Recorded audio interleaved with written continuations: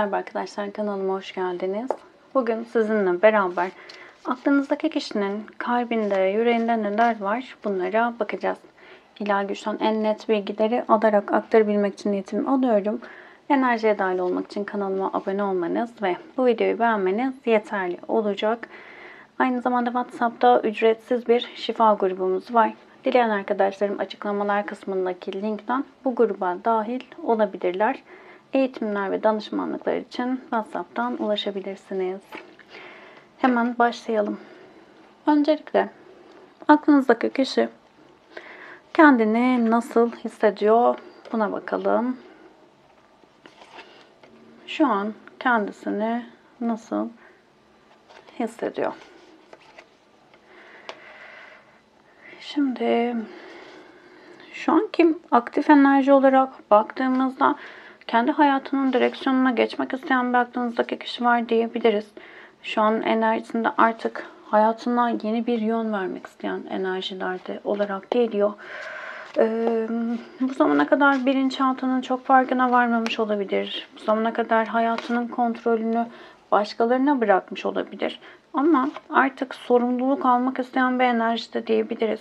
Artık kendi hayatına kendisi yol vermek istiyor. Bu süreçte yeni fırsatlar hayatına girmiş olabilir. Bu zamana kadar bu harekete geçememe sebebini ortadan kaldıran yenilikler, sürpriz gelişmeler onun hayatında yeni bir bakış açısı oluşturmuş diyebiliriz genel manada. Şu anki aktif enerjisi kendini ve kendi hayatını değiştirip dönüştürmek adına, sorumluluklar almak adına cesur hissediyor diyebiliriz. Şimdi neden bu enerjilerde? Kılıç beşlisi ve şeytan kartı bu zamana kadar çok kendiyle savaşan bir enerjide kalmış olabilir aklınızdaki kişi. Kazanan olmayan bir savaştan bahseder Kılıç Beşlisi bize. Burada yaşadığı olaylarla beraber artık net bir şekilde aydınlanmaya, gerçekleri görmeye başladığı bir sürecin içerisinde geliyor. Ve bu süreçle beraber artık daha net yaşadığı şeylerden ders çıkaran ve bu derslerle beraber de artık kendiyle savaşmaktan vazgeçen bir enerji olarak ortaya çıkıyor. Özellikle bağımlılıklar konusunda sevgiye çok ihtiyacı olan biri olabilir. Sevgi ve değer görmemiş biri olabilir. Bu süreçte hayatına giren bir kişi onun daha çok o ihtiyaç duyduğu şefkati ona sunmuş olabilir. Bu şefkat eksikliğiyle yani alamadığı sevgi, değer, göremediği değer ve bu duyguların karşılanması adına karşısına gerçekten anne gibi sevecen, şefkatli biri çıkmış olabilir ve burada bazı şeyleri görmesine sebep olmuş diyebiliriz. Şimdi bunun sonucunda neler olabilir? Asılmış adam, aslan adam ve kılıç üçlüsü geldi. Şimdi bu noktada artık şanslı olduğu bir sürecin içerisine giriyor aklınızdaki kişi. Bu zamana kadar göremediği şeyleri daha net görmeye başladı. Büyük resmi görmeye başladığı bir sürecin içerisinde ve bu konuda şanslı. Buradaki şans rehberlik yapan biri olabilir. Onun hayatına farklı bir bakış açısı getiren bir kişi olabilir. Onunla beraber iletişim halinde olmak çok ciddi şekilde ona katkı sağlayacak diyebiliriz.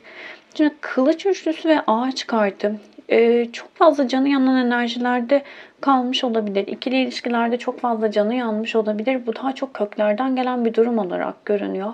Bazıları için de genel olarak ilişkilerde üçlü durumların içerisinde çok fazla kalmış olabilir. Ama her ne olursa olsun yani bu iki durum için de geçerli. Köklerle bağlantısı olduğunu fark ettiği bir sürecin içerisinde olacak yakın gelecekte de. Burada savaş arabası kartların anlamını ve bu konuda ilgili olan arkadaşlarım yani sadece okumaları dinlemek ya da okumaları bilgi almak için kullanmayıp bu alana doğru çekilen arkadaşlarım bilir ki savaş arabasında öyle bir enerji vardır ki o cesaretle her şeyi yapabilecek güçte olduğunu düşünür kişi ve gerçek manada bir savaşa katılıyordur. Buradaki savaş bilinçaltının karanlık ve aydınlık yanını fark etmek ve bu alanları artık kendi kontrol etmeye başlamaktır. Çok güzel anlamları vardır aslında. Tarot kartlarının kahramanın yolculuğudur. İlgilenmeniz, en azından hikayeyi bilmenizi çok isterim. Çünkü gerçekten hayatınızda size de ışık olacak bilgiler olduğunu göreceksiniz. Ve burada da güzel bir enerji var. Çünkü çok büyük bir adımdır savaş arabası enerjisi. Güzel bir enerji var. Birçok kişi burada göremediğini görmeye başlayacak.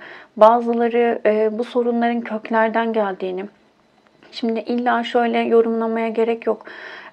Atalardan gelen bir işte durum varmış gibi değil. Ama bazıları tabii ki bunu yapacak farkındalık seviyesine göre. Bazılarında da şu oluşacak. Ya bak ben bunları yaşıyorum ama işte örneğin babamın babası da bunları yaşamış. Ya da babamın amcası da bunları yaşamış dedi. Niye baba dediğini bilmiyorum iki örnek dedi ama fark etmiyor. Yani burada atalardan gelen bir bağın olduğunu fark ettiği bir sürecin içerisinde olacak. Nasıl hissediyor? Kendi hayatına yeni bir kapı açan cesaretli enerjilerde, cesur enerjilerde kendini cesur hissediyor ve hayatına yenilikler katabileceğine dair çok ciddi inançları var diyebilirim. Umarım bu enerjileri devam ettirebilir. Çok güzel geldi. Şimdi hisleri böyle. Sizinle yaşadığı şeylerden kaynaklı pişmanlığı var mı? Buna bakalım. Para prensi. Kılıç şövalyesi. Budala. Asa yedilisi. Ve yıldız. Bu deste de çok, yani bütün desteler güzel. Sürekli takip eden arkadaşlar diyecek ki hepsini çok güzel diyor. Evet, hepsi çok güzel. Bu da bir aşk. Bazen arkadaşlar yazıyor eğitimlerle ilgili, tarot eğitimiyle ilgili. Ben tarot eğitimi almadım. Tarot benim için çok büyük bir farkındalıktı ve çok ciddi bir emek harcayarak hem Türkiye'deki böyle açılım yapan kişiler anlamları nasıl yorumluyorlar, anlamları nasıl değerlendiriyorlar, bunlara çok dikkat ediyordum. Belli bir süre sonra anlamları kendimde oturttuktan sonra yabancı ülkedeki yabancıların nasıl açılım yaptığına odaklandım. Çünkü kültürler de farklı, genel yaşayışlar ve hayata bakış açımız da farklı. Oradaki yorumlamalar da, orası da çok farklı bir kapı açtı. YouTube bu açıdan harika bir mecra. Her konuda her eğitimi alabileceğiniz bir alan. Ama ne eğitimi alıyor olursanız olun, kimden alıyor olursanız olun, bence kalbinize sorun. Kalbinizde değerlendirin gelen bilgileri ve en sonunda da hep bir kendi dokunuşunuzun olması gerektiğine inanıyorum. Çünkü öbür türlü daha böyle ezbere gibi oluyor. Örneğin kuantum eğitimlerinden sonra daha da farklı bence olmaya başladı açılımlarım. Çünkü orada öyle büyük bir alan olduğunun farkına varıyorsunuz ki. Bu bilgiyi alması gereken arkadaşlarım varmış ki bu bilgi de aktı, öyle söyleyeyim. Çok güzel bir alandır tarot. Tabii ki sadece arayacak mı, aramayacak mı, gelecek mi, gelmeyecek mi olarak bilgi aldığınız bir bilgi kaynağı olarak düşünmeyin lütfen. Çok büyük bir enerjidir ve hayatınıza ışık olabilecek. Hayatınızı gerçekten değiştirmek istiyorsanız eğer bu alanda çok güzel kapılar açacak bir ilimdir. O yüzden herkese tavsiye ederim eğitimi. Eğitim almayı da tabii ki tavsiye ederim eğitim veren arkadaşlardan. Ben eğitimini vermiyorum. Ama kendiniz de çok güzel bir şekilde bir kitap aşığı olarak kitaplardan da çok destek aldım. Onu da söyleyeyim.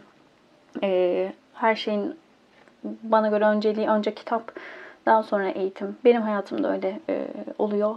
Öyle içime sindiriyorum. Özellikle biraz daha böyle inanç konusunda şeyseniz, ya ben dinliyorum ama çok da inanamıyorum ya da işte kuantumdur, odur budur, enerjidir, dinliyorum ama ya bir yerlerde de oturmuyor diyorsanız Joe Dispenza'yı lütfen takip edin. Kitaplarını okuyun, hayatını inceleyin. Harikadır. Özellikle analitik düşünen arkadaşlarım çok çok güzel bilgiler edinecektir. Benim için de çok kıymetli bir yol gösterici, rehberdir. Dedim hemen devam edelim. Bunları neden anlattım bilmiyorum ama. Şimdi pişman mı sizinle ilgili yaşadığı durumlardan kaynaklı? Evet, üzüntülü olduğunu söyleyebiliriz. Geçmişte yaşadığınız durumlardan kaynaklı ciddi şekilde sıkıntıları var. Serena kartı geçmişten gelen üzüntüden bahseder bize. Ancak burada ümitsiz değil. Evet, pişmanlık var diyebiliriz ama ümitsiz olduğu bir enerjide değil şu an enerjisinde. Yeni bir başlangıç yapabileceğinizi de çok net bir şekilde düşünüyor diyebilirim aklınızdaki kişi için. Şimdi buradaki enerjiye baktığımızda özellikle iletişimlerinizde çok fazla kavga enerjisi ortaya çıkmış olabilir. Birbirinizi anlayamadığınız süreçlerden geçmiş olabilirsiniz. Biraz huzursuzluğun, belki fiziki bir mesafenin ortaya çıkmasıyla beraber biraz soğuma ve kavga enerjileri ortaya çıkmış olabilir. Ama buradaki en belirgin özellik olarak baktığımızda, şimdi karşınızdaki kişi biraz saplantılı biri olabilir. Çok böyle düz mantık bakan biri olabilir. Para prensiyle beraber tılsım prensi. Burada biraz tılsım prensi çözülemeyen sorunların çözülmesinden bahseder. Karanlığın aydınlanmasından bahseder bize. Şimdi burada bazı konular onun için çok net olmamış olabilir. Burada bazı şeyleri net görmek isteyen bir kişi olabilir aklınızdaki kişi. Bunun yanı sıra biraz böyle nasıl söyleyelim? Çok yara almış biri olabilir. Özellikle ikili ilişkilerle ilgili çok yara almış biri olabilir ve bu yüzden de onun aslında güvenle ilgili çok ciddi şekilde soru işaretleri olmuş olabilir kafasında. Bakın burada güven diyoruz ya, evren dualiteden oluşuyor ve bunun yansımasını şöyle düşünebilirsiniz. Şimdi güven diyorsun ama diyen arkadaşlarım, beni aldattı diyen arkadaşlarım ya da şu oldu bu oldu diyen arkadaşlarım. Güven probleminiz varsa ya hayatınızdan sizi aldatacak kişileri seçersiniz, çekersiniz ya da aldatan taraf siz olursunuz. Çünkü sistem der ki bak buranda yara var, bu alanın senin sıkıntılı, burayı şifalandırman gerekiyor. O yüzden iki taraflı olarak da tabii ki yansımış olabilir. Kendi durumunuza göre alabilirsiniz. Ama genel olarak iletişimlerde biraz sıkıntılı olduğunuz görülüyor. Şimdi yakın gelecekte neler olabilir aslında, bu enerji nasıl değişip dönüşebilir dediğimizde biraz dikkat edilmesi gereken bir sürecin içerisindesiniz. Bakın Dare kartı geldi. Dare kartı sürekli söylerim.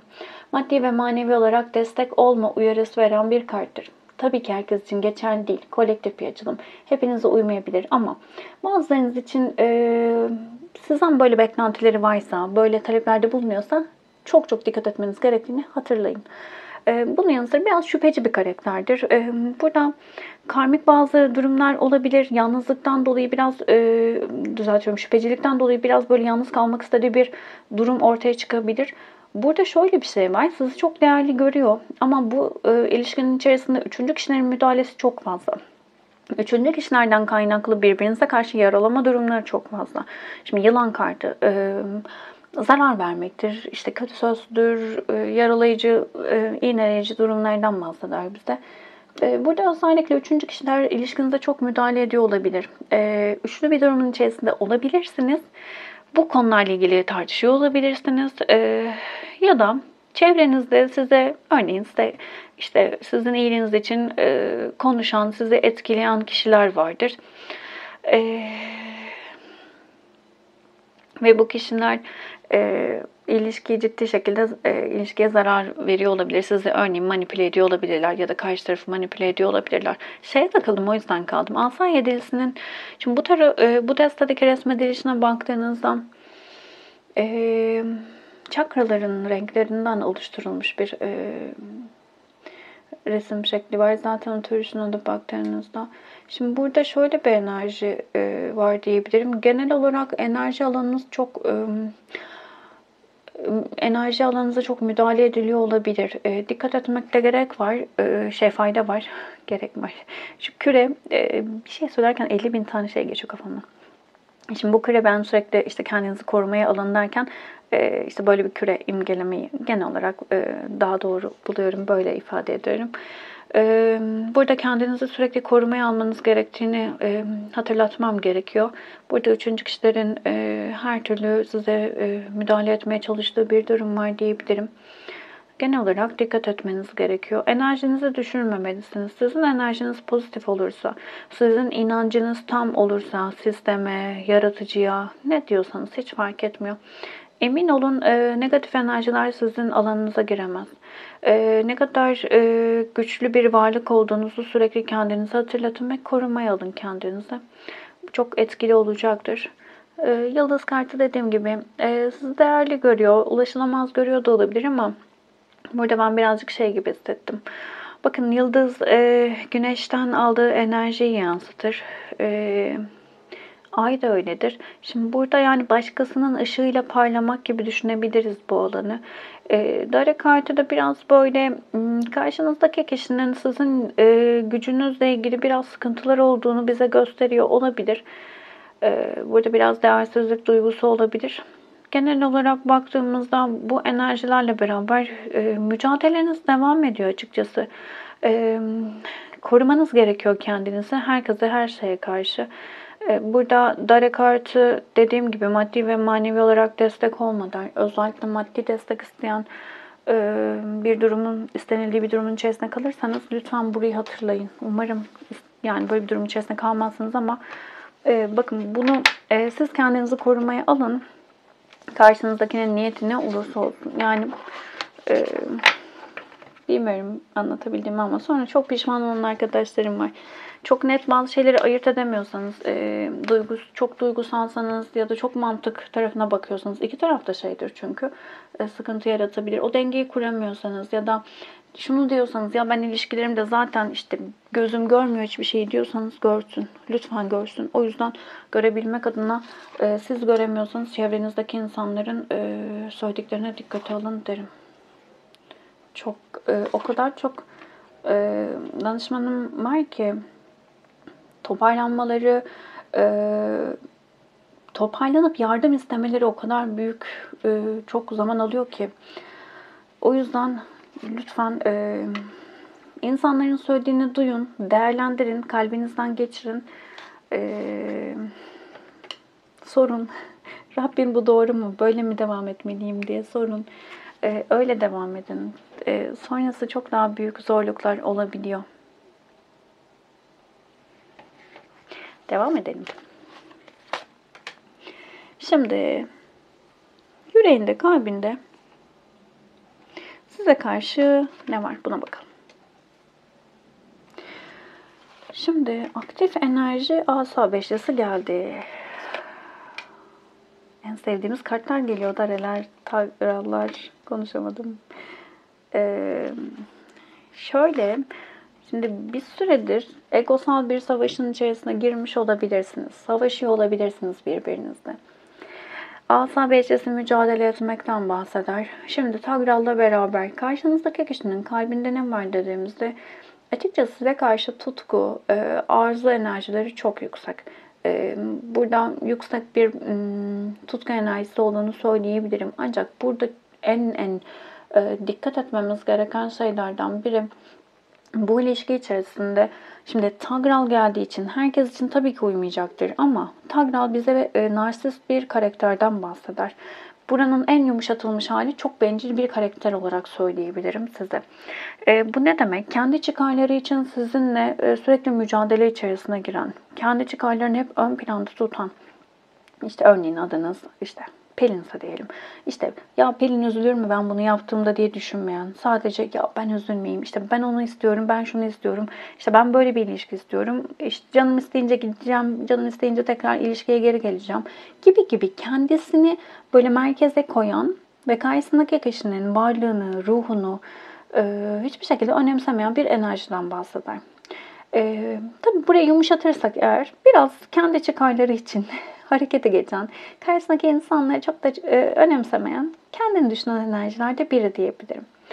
Burayı en böyle tatlı anlatabileceğim nokta tutku enerjisinin yüksek olduğu bir bakış açısı var size karşı. Böyle söyleyebilirim.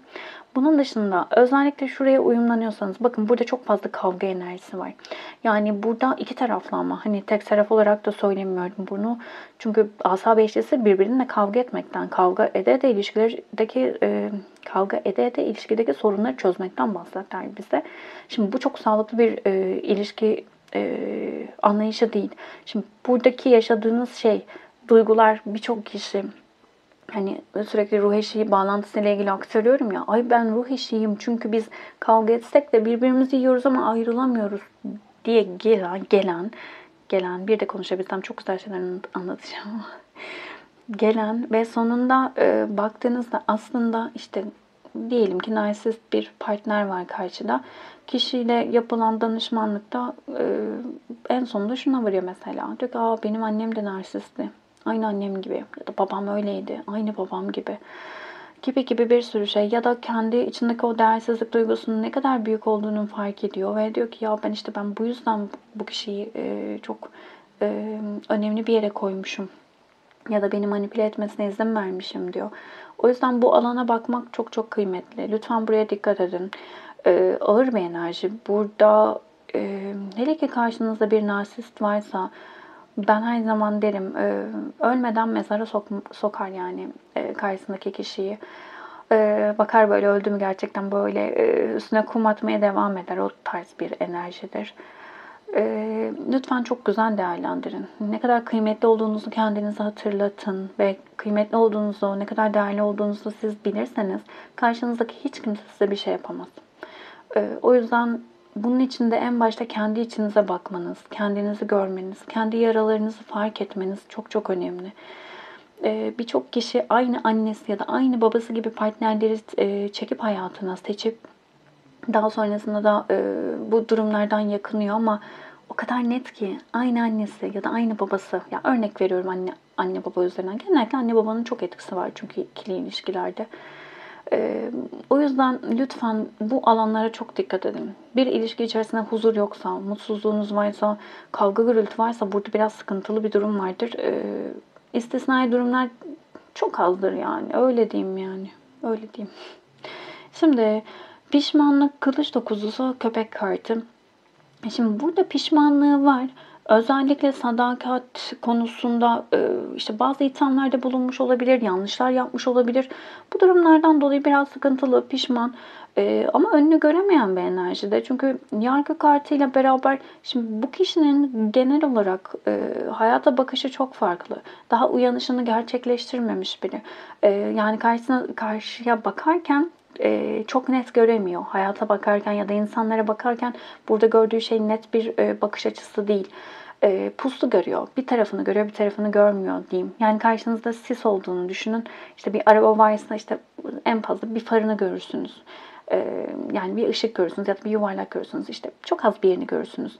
Hani arabayı tamam tahmin edersiniz belki ama ya da karşınızdan gelen biri çok tanıdığınız biri bile olsa o sisin içerisinde gelenin o kişi olduğunu anlayamayabilirsiniz gibi. Çok net göremiyor ne yaşadığını, ne yaptığını fark edemiyor. Çünkü daha ruhsal bir uyku durumunda diyebiliriz. Şimdi bu süreçte neler olabilir? Bakın burada para şövalyesi ve boşluk kartı geldi. Boş destek kartı geldi. Üstüne kale kartı. Kale güvenilir alan olmaktan bahseder. Şimdi bu kişi harekete geçme konusunda çok ağır bir enerjide olacak. Çünkü ciddi bir güvenle ilgili travması olabilir bu kişinin. Çok ciddi şekilde güvenle ilgili sorunları olabilir. Sadakat gösteremeyen bir enerjisi olabilir. O yüzden çok fazla hareket bekliyorsanız, eylem bekliyorsanız burada çok uzun vadede eyleme geçebilecek biri. Çünkü genel manada kendini de düşünen bir enerjisi olduğu için daha çok kendi çıkarları doğrultusunda, kendi çıkarları ne zaman ortaya çıkarsa o zaman adım atmaya, harekete geçmeye çalışacak bir enerji olarak geliyor. Şimdi Avanos kartı derin üzüntü ve sıkıntıdan bahseder bize. Kupa dokuzlusuyla beraber. Bakın kupa dokuzlusu bu destede biraz farklı resmedilmiş ama klasik tarotta oturan bir adam vardır ve arkada 9 tane kupa dizilidir. Orada da bekleme vardır. Şimdi burada bekleme yok. Çünkü tabii ki resmediliş şekilleri de çok önemli. O da bize mesajlar veriyor ki dikkatimizi çekiyorsa zaten direkt orada bir farklılık vardır. Şimdi burada aslında istekleri, arzuları, beklentileri var ama bunu çok da gerçekleştirebilecek bir şey yok. Çünkü ciddi bir karamsarlık içerisinde. Abonos kartı derin üzüntü ve sıkıntıdan bahseder ve bu kişinin de genel olarak hayatında derin üzüntü ve sıkıntının hakim olduğu bir süreç var diyebiliriz. Bu alan birazcık sıkıntılı. Şimdi kalbinde ne var? Aslında harekete geçmek ya da eyleme geçmek, bir şeyleri düzeltmek adına harekete geçebilir ama daha çok kendi çıkarları ve istekleri için. Neyi bilmelisiniz? Buna bakalım hemen.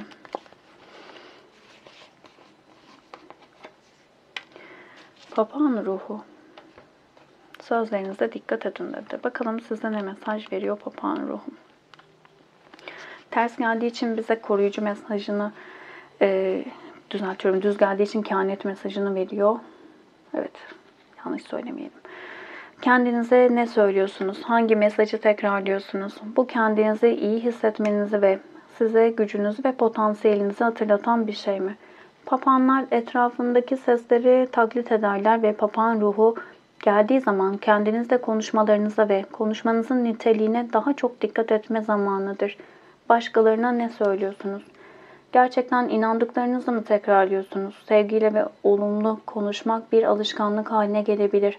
Bol bol iltifat ve teşekkür edin ve iyi olan her şeyi olumlayın ki sevgi dolu, şifalandırıcı sözleriniz gürültüyü bastırarak ve başkalarına ilham vererek tüm ormanda duyulabilsin. Size hayatınızdaki ve etrafınızdaki dünyadaki gücü, bolluğu ve neşeyi hatırlatan sözleri dinleyin ve sonra ruhunuz için gerçek, doğru ve besleyici olanları olumlayarak bunları tekrarlayın.